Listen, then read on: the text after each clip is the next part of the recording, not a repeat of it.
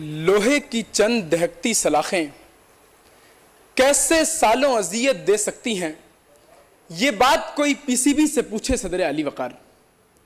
2009 میں چلنے والی چند اندھی گولیوں سے لے کر 2016 میں بجنے والی سیٹیوں تک جو انتظار رہا ہے وہ دراصل امن کی کہانی کا انتظار ہے۔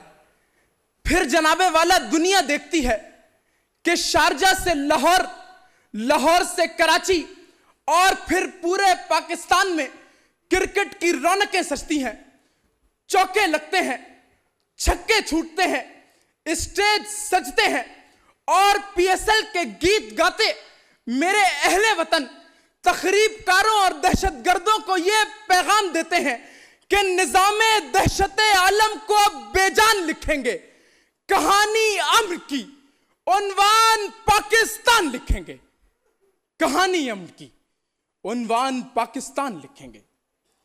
اسلامی جمہوریہ پاکستان میں پہلا لفظ اسلامی، اسلام کا درس امن، دوسرا لفظ جمہوریہ، جمہور کی منشا امن، تیسرا لفظ پاکستان یعنی خود امن کی کہانی کا عنوان صدر علی وقار۔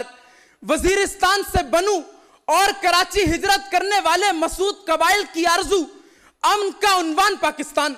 سوات میں ہزاروں لاپتہ اور شہید بچوں کے والدین کی آبرو، امن کا عنوان پاکستان۔ چھپا دہشت گردی کو للکار رہا ہے، عیدی خدمت خلق کے ذریعے پکار رہا ہے، امن کا عنوان پاکستان۔ امن کے نوبل پرائز کے لیے نامزد ڈاکٹر امجد ثاقب سے لے کر ہزاروں کوہ پیماؤں کو ریسکیو کرنے والے اہل علاقہ تک، امن کا عنوان پاکستان۔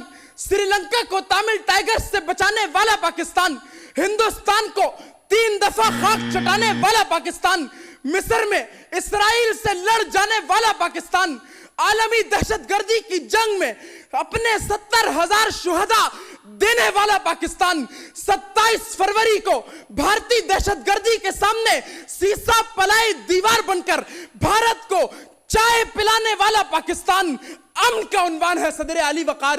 اور یہ سارے پاکستانی بزبان حال پکار رہے ہیں کہ ثبوت دیں گے وفا کا، یوں اشتباہ غلط ملا کے خاک پہ رکھ دیں گے، ہر سپاہ غلط اور برب کعبہ وہ آنکھیں نکال چھوڑیں گے۔